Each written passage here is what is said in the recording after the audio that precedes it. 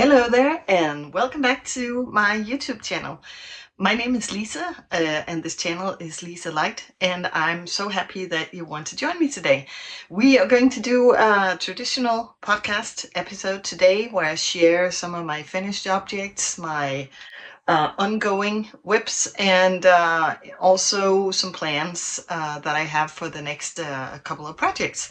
So if you are one of the people who found me through some of my latest videos, thank you so much for following and leaving wonderful comments. I love it. I read through them all, and yeah, I just thoroughly enjoy this community.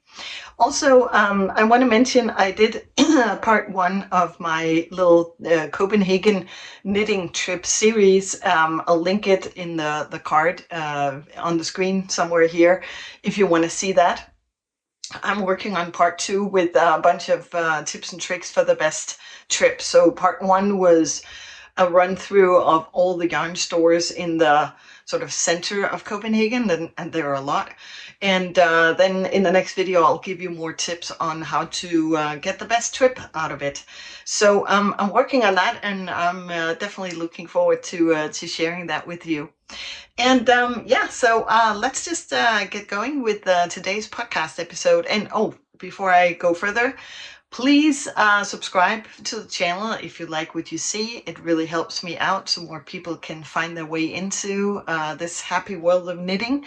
And also, if you want to join me on my Instagram account, that would be wonderful. I'm trying to grow it, and also I'm doing more regular updates over there with what I'm working on, what I'm doing, and so forth. So all the links are in the comments or in the description below, so you can easily find it there. So that would be wonderful.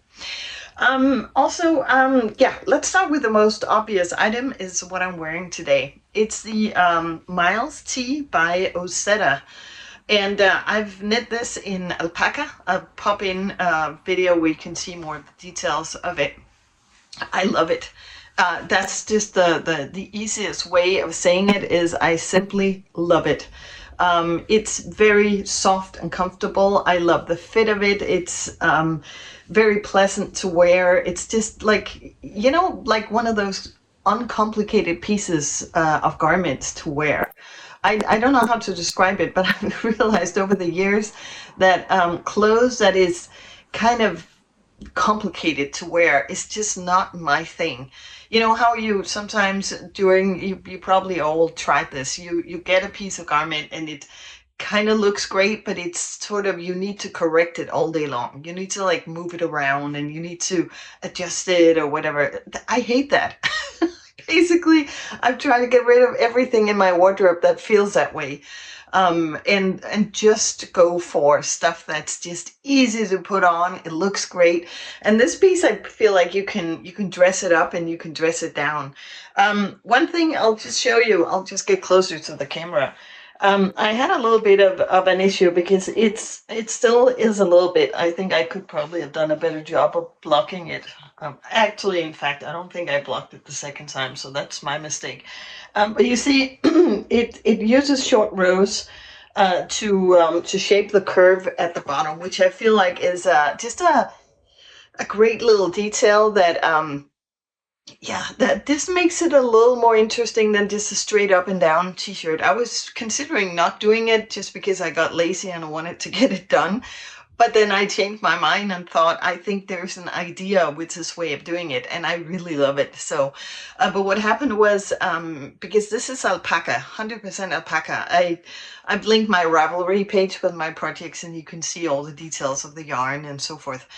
And I've just heard that alpaca, 100% alpaca, will grow. And so I was a little bit apprehensive about doing a very stretchy bind off in the bottom because I was a little afraid that it would flare out. But the opposite happened because I first did a regular bind off and I just realized that that was way too tight, even though I tried to do it loose, and it curled up and under, and it just didn't look good. So I ripped that out and did a stretchy bind off instead, and that definitely looks much better. And then again, I haven't blocked it the second time, so my bad. But I'm thinking when I wash it at some point, I'll do it correctly at the bottom, because it's definitely, now it's stretchy and it just looks much better than it did before. It had this annoying little curl around that I didn't like. The and on the arms though, I just did a regular bind off because I feel like it looks good, and there's no, I mean, there's no need for this. I mean, the sleeves are comfortably big. There's no stretching or anything. It's not that it's really tight or anything. So I kind of figured that that was okay. The collar is double, like it folded up. So you, did I do it in the, I can't even remember that. No, you start knitting the back piece, and then you have this interesting shoulder construction, which is part of the appeal. You can see it on the little video I popped in. Which I think is just such a subtle, nice little, great detail.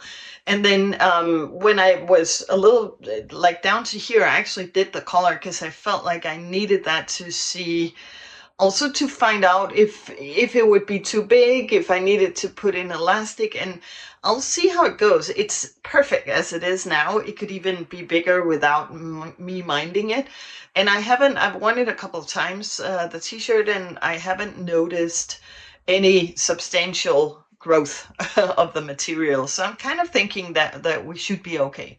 But yeah, we'll see how that goes. But I'm totally in love with it. And this t-shirt, it made me think of an interesting fact. I saw somebody doing a video about how, appreciation for smaller or more unknown creators, because it's in her mind, it looked like everybody was doing the same patterns. And I kind of get what she was saying, but then again, I mean, I'm not pro or against, I think everybody should choose a pattern that they like, basically. I mean, nobody should dictate what you can and cannot knit. I mean, that's such a personal preference. But what it made me think about was, like, this t-shirt in the inspiration photos, or in the pattern photos, she has chosen a white fabric, and I can't even remember the content of the knit. If it's I don't think it's 100% wool. It looks more like a summery t-shirt, and I just think what fascinates me is how many different expressions you get from a garment depending on the yarn, the color, the weight, the composition of the yarn. I think that's fascinating, because this t-shirt is fabulous, and it just looks very different than what she did, even though it's the exact same thing. And I think I kept to gauge, and to me it's a little bit oversized, but in the way that's just so chic and comfortable. I'm thinking this will look really, really nice dressed up with a pencil type skirt, and also it's so great with jeans. I feel just well dressed in it, and I love the color. It's rich, and it's warm enough that it fits my skin tone, I feel like. And I'm raving about this t-shirt, but I really like it. It's also inspired me to change plans a little bit later on in the episode, but I'll get back to that. Next finished object is this hood, the Hilly Hood, by N. Wenzel. Such lovely designs she has. I'm definitely going to investigate doing more of her patterns, because I really like it. It's in this, I don't know if you call it broken, like half rib or broken rib or whatever you call it, but it's like, you change the pattern every second row. And it's done in, I also have the exact colors on Ravelry. But I did it in Isea yarn, and I'll link the episode where I visit Isea in northern Jutland in Denmark. If you haven't seen that, I'll definitely link the episode above. But yeah, the story is I had another hood that I knitted that I was very fond of, that I did, and I had it, I think I used it twice, and then I lost it on a train ride, so that was sad. So I did this one instead. It's a little, looks a little wrinkly because it was stuffed in a bag, but it's bigger on the front and then just regular on the back, which is actually really practical because this will keep you warm if you have your coat a little bit open. And I just love the texture of it. And I used it the other day biking to work, and it actually it's not. I mean, if it's crazy windy, it wouldn't do much to keep my ears warm. But it definitely, there was a light sprinkle of like a combination of snow and rain, not a lot, but just a little bit.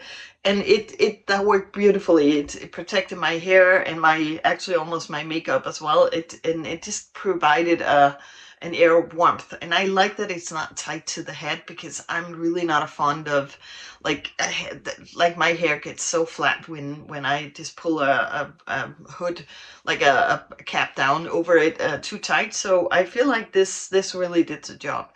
The only thing I'm struggling a little bit with is here on the front, I did an elastic bind off exactly as the pattern said. And by the way, look at all the little intricate details. I mean, it's so well constructed. It just looks really good. But on the front here, I think I need to block this again and be a little more aggressive because when I wear it, it tends to sort of fold up in the front. I'm keep showing you upside down so you can see it. So like this. So it's even though I've done it stretchy, I think I need to be a little more aggressive when I block it because I feel like it bunches up, which annoys me a little bit. But other than that, I really love it. And again, it became this sort of burnt orange color by combining two yarns, the Jensen yarn and their silk mohair. And I put all that detail in Ravelry because I can't remember the colors. But I have one of them. This is the Jensen yarn in this color, which is more like a rose color. But then I combined it with a different color, which warmed it up because this is actually a little pale. And so, yeah, so that was my choice. And I actually really like the color. I think it's pretty cool. I will say, though, I don't know if it changes. This has been blocked with, so put it in some detergent, especially for wool. That's very delicate stuff and usually really nice. And I had expected this to be a little bit softer already, and I don't think it is. I think definitely if you're very sensitive, I think the Jensen yarn, at least in this color, because sometimes I've tried different types of yarn where I feel like it's not the same for every color. I feel like this is on the coarsest side.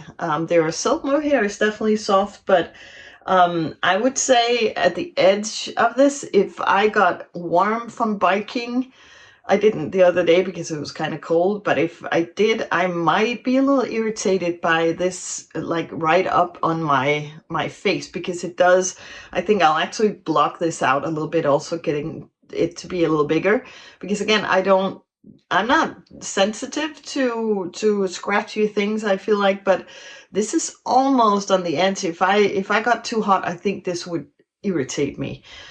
So I don't know if I'm the only one. Let me know because I haven't tried Isea yarn before.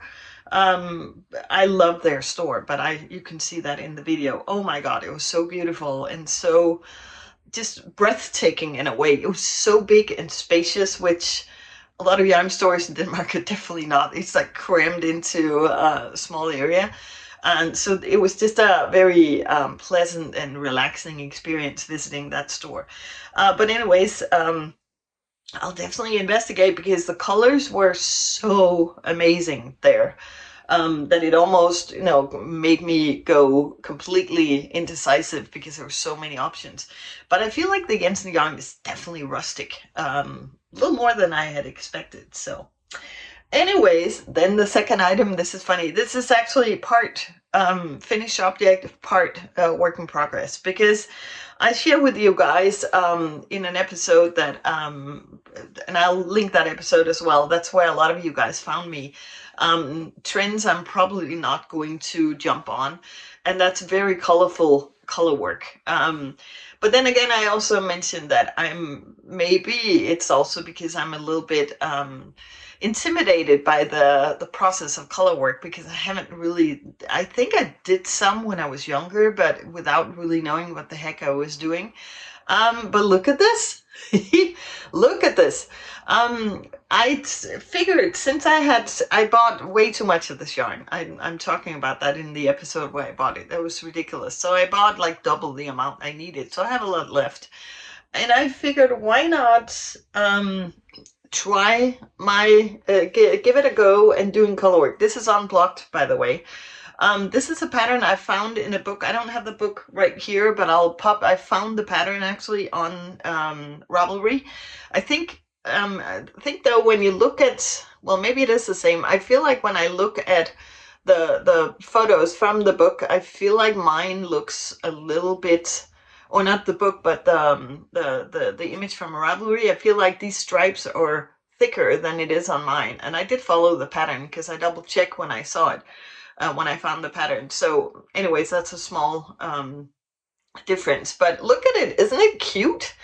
And I think I did a decent job. It's not blocked, and you can't, I mean, if you look closely, you can definitely see that it's not perfect. I think I might have done a couple of little mistakes here and there, but all in all, it was actually pretty fun. See, like here, this is not so defined. And I tried to follow, the different guidelines I have picked up, but I also decided not to stress too much about it and just do a glove. So I have one glove. Again, I haven't blocked it. I think my thumb, like down here, it's a little tight. It fits me. I have very skinny, long fingers.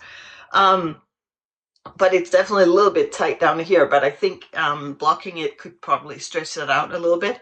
And I think definitely the stitches will look more even when I block it. But I did use just one strand of this. I was considering doing it with the mohair for both the cream color and the rose color, to give it, you can see how, the color of the fabric of the, maybe it's easier to see it here, how that's a little more leaning rose, where this is leaning more orange because of the silk mohair. But then I decided having two strands of one color, two strands of another color may complicate my first endeavor into color work. So I decided to just go for it with one strand of each. And I'm living on the wild side, so I didn't gauge swatch at all. It's definitely, if you have a bigger hand and you do it, I used 3.5 millimeter needles. It would definitely be too tight. I think for most people, it's not. It's snug, which I like, because I feel like this is actually a great glove. So I'm definitely going to do the second one, because I feel like I could get a lot of use out of this. And it is a little fiddly to do color work on for DPNs. I think I'll do the second glove the exact same way, but next time I try doing gloves, I think now I understand the construction. I was a little confused in the beginning of the thumb, but it's not difficult when you get the idea. I think I might try with magic loop, because I think it'll be neater across. I think where you connect the TPNs, it's kind of okay when it's out here, I feel like. But when it's in the middle, it's difficult not to get a little bit of a ridge. It's not bad. I think I did a fairly good job.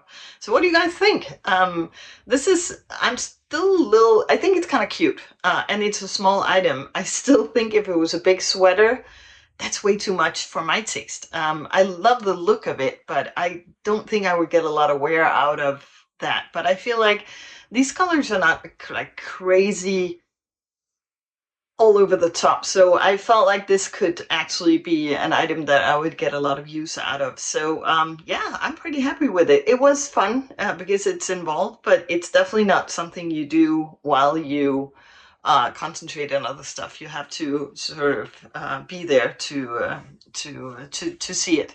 So the other color I used was this one, Leftover. This is a Danish yarn company where I bought a lot of yarn. This was from the nature lace sweater that I've done. I had a lot left over. I think I have 2 whole skeins of this, and even though I've done the gloves, it's I mean, this runs like 350 meters per 100 grams, so it's like feels like you can almost knit up a whole sweater. You can't, but it goes a long way. So there'll be more projects that I could do. So maybe I'll do more gloves and um, give them away or something. But this was a fun little project. I knit this yesterday, so it took me a day, but I did knit a lot yesterday.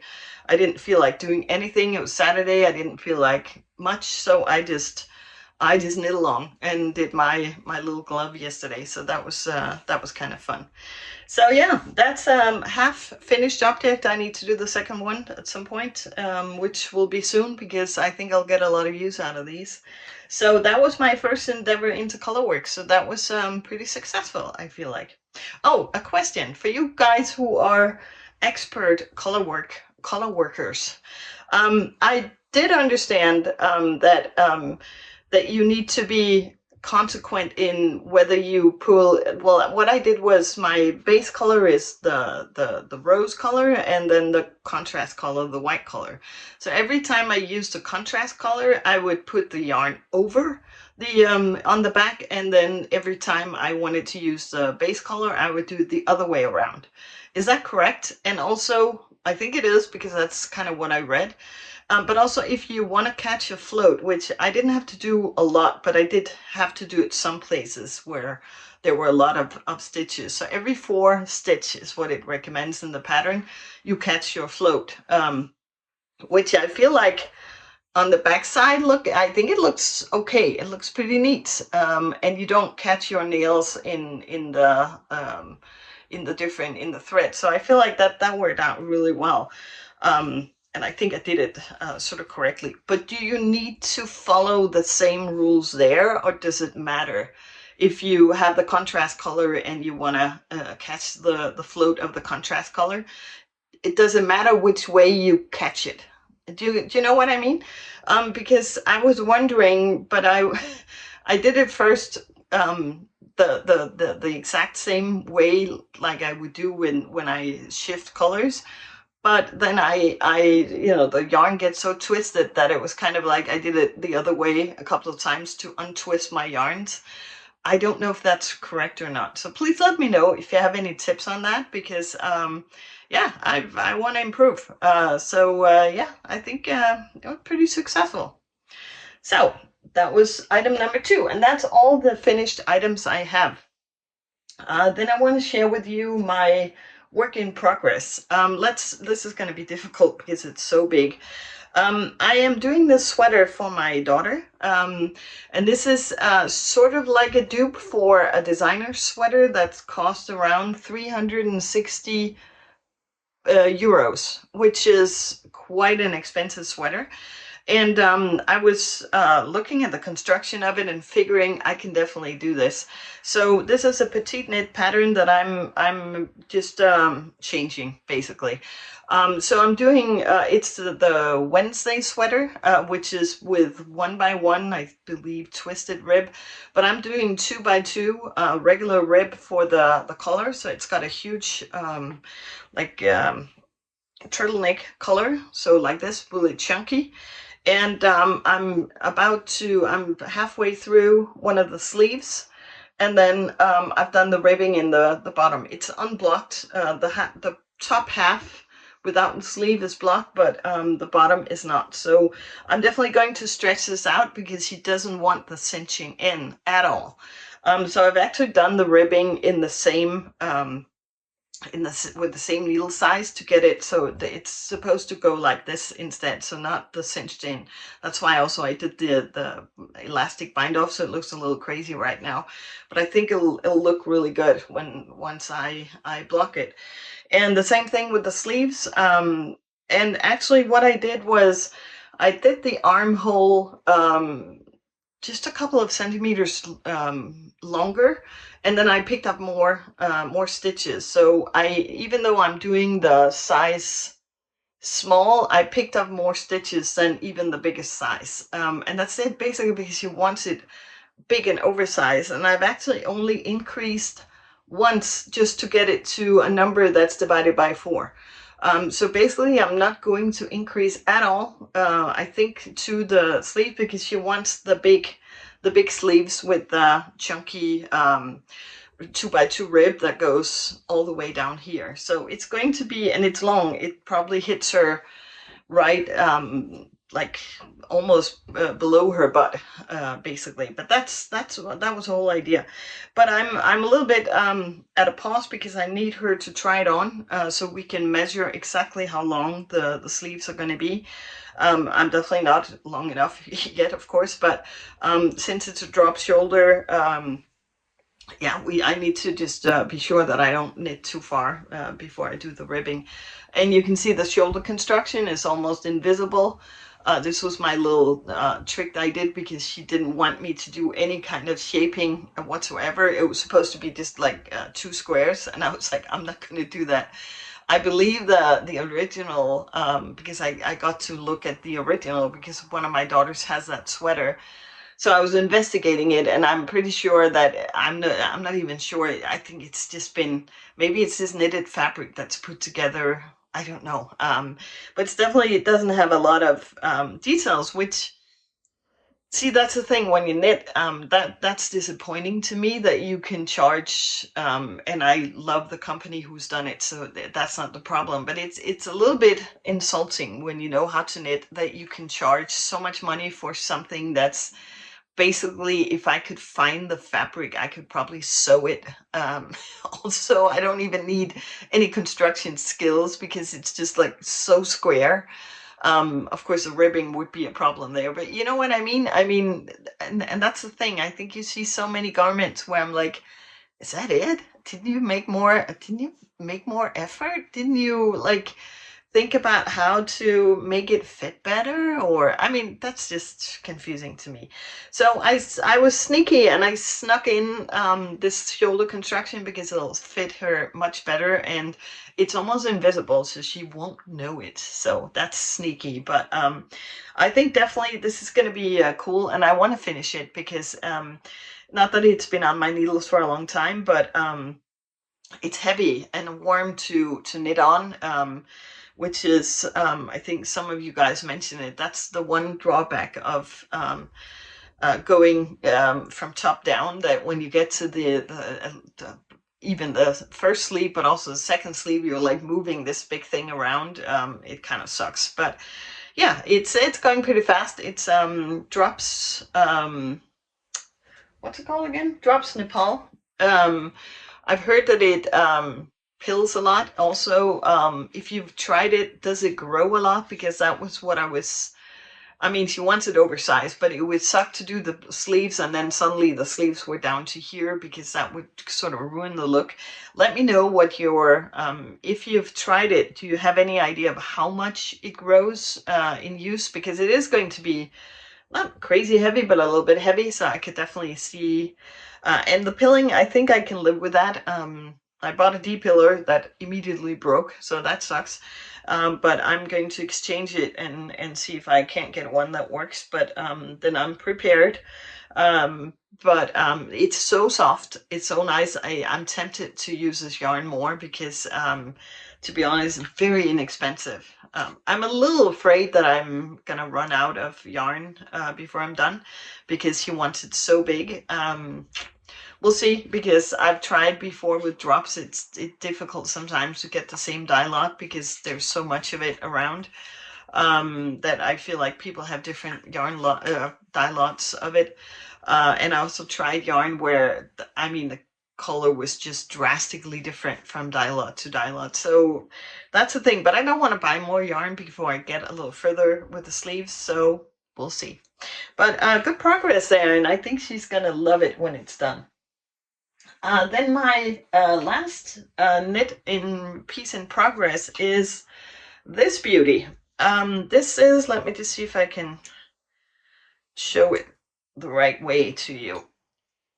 Look at this. This is the Coffee Run sweater by Kuta. I can never remember. Kutova Kika. Kutova Kika, Veronica Lindbergh, from her latest book. And I think somebody wrote to me in the comments that they tried to find the pattern. I don't think she has the pattern for sale on her website.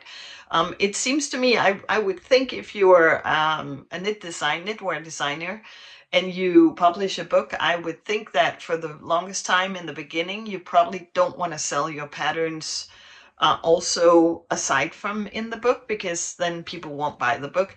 But it does look to me over time, it looks like a lot of designers will slowly, gradually release the patterns one by one on their website. I don't know if this is correct, but that's kind of what I thought. But of course, that's unfortunate if you can't get a hold of the book. I ordered it actually the minute she said that she wanted to release it, because I felt like it had a lot of patterns in there that I think I would like.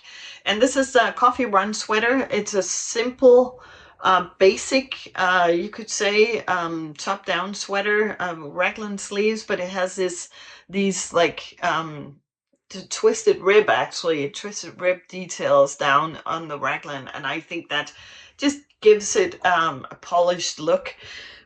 And I've been holding off on getting this started for the longest time because I had so many issues I've shared before with the yarn, because I did the mistake of buying these two online without seeing them in real life. And in my mind, at least, it was a lighter construction. First of all, this is a fingering weight wool.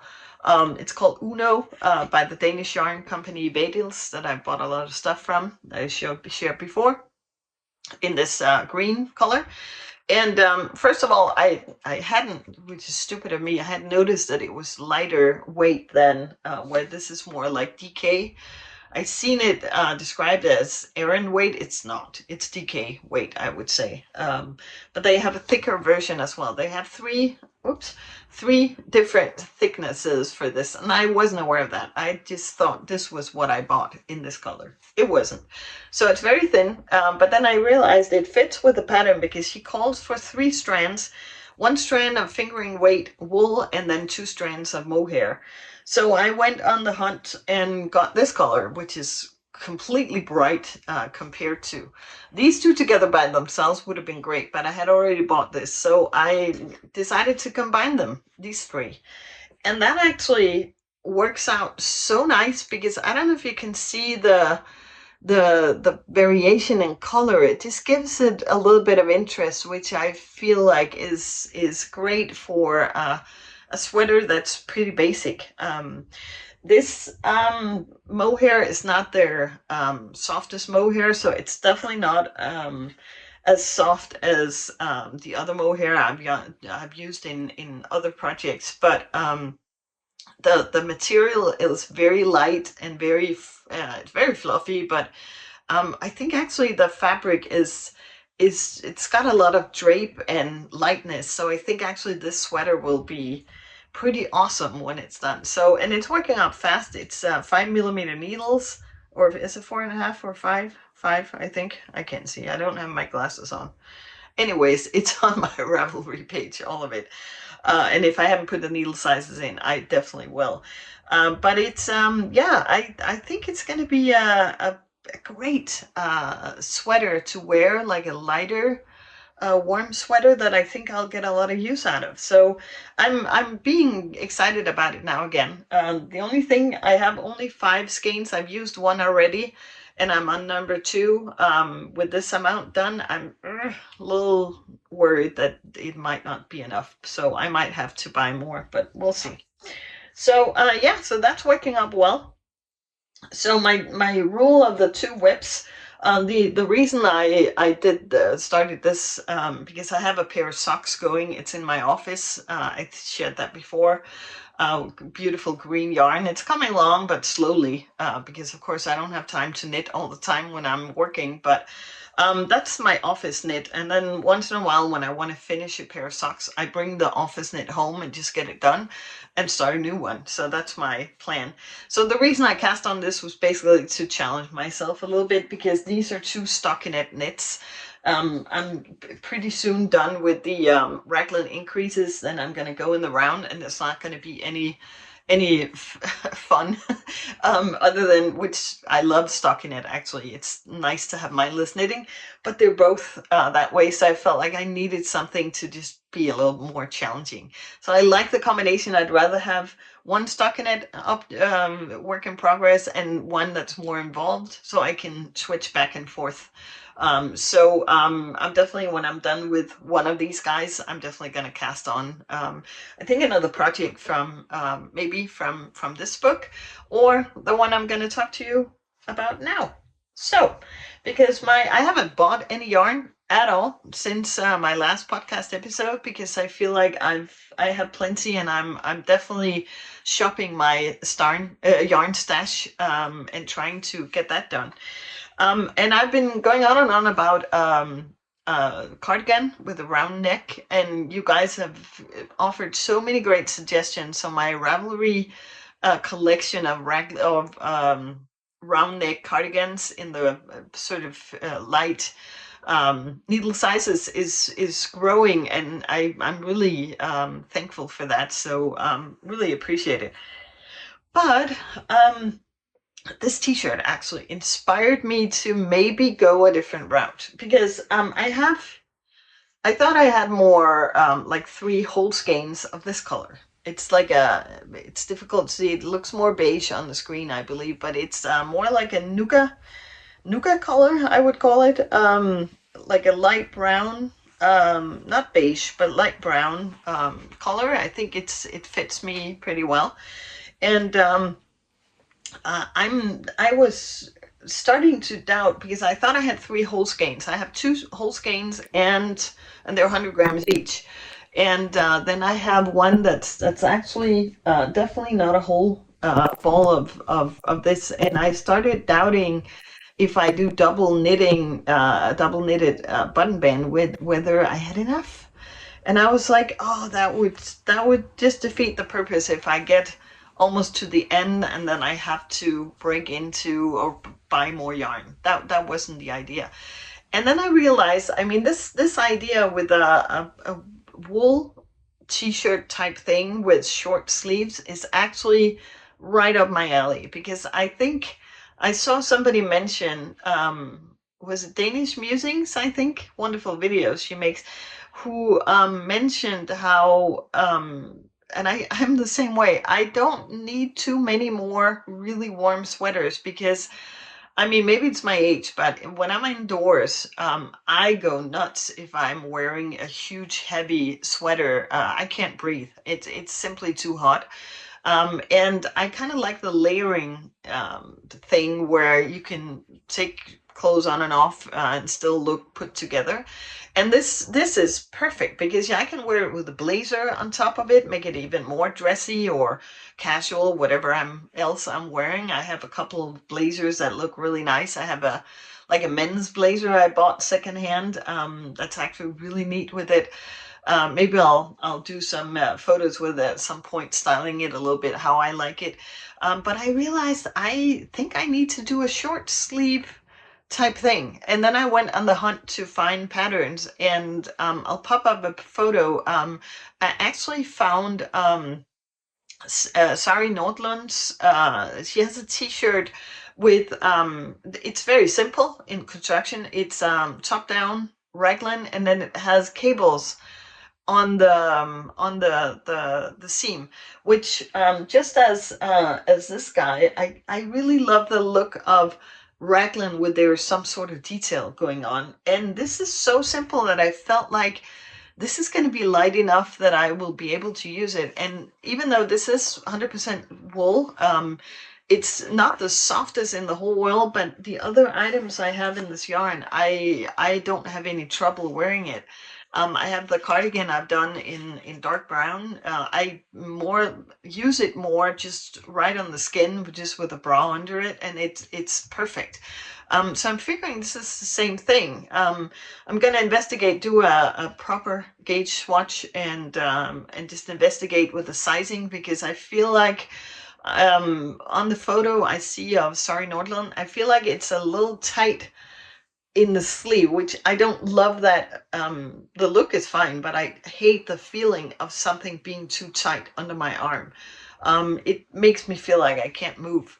So I'm gonna look into trying to decide. I could just do the raglan a little longer if I feel like it. But I'll definitely investigate that, because I think my body shape isn't that different from Sari's as far as I can see. So I'm definitely going to look into that. But I think that will be maybe my next project, because I really think I could get a lot of use out of that all the way into the spring.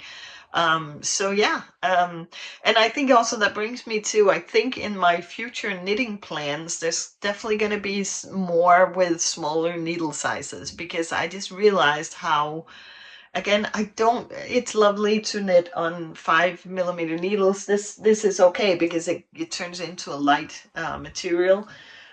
This one is wonderful, but I don't need many really, really warm sweaters, basically, because it gets too hot. When I go on my bike, I have a warm jacket, and even when I have short sleeves, when I put my puff, it's like a puffer jacket, long version.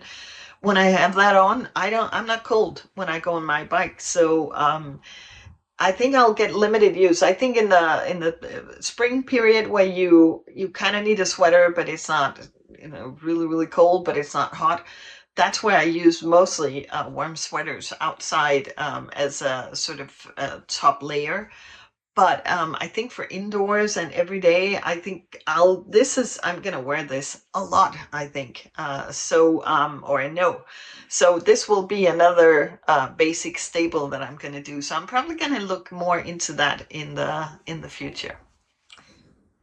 Yep, this was also a long one, but a lot to say. But those are my work in progress. Those are my plans. I really appreciate you if you're still here. Thank you so much for watching. I hope that you want to subscribe, and again, follow me on Instagram. Pop in and say hello on one of my posts there. I want to get to know you. I'm also starting to follow a lot of people on Instagram. I have a business account over there for my day job business. That's in Danish, but this one is for all the knitting. It's called the same as this channel, LiseLight. So I definitely want to use that more and get to know you guys. So leave a comment below. Tell me what you're knitting on, whether you have any interesting projects. And as I asked, if you have any good tips with the color work, I would really appreciate it, because I can definitely improve. But yeah, this was fun. So thank you for watching, and I hope you have a wonderful day, and I hope to see you in the next video. Bye.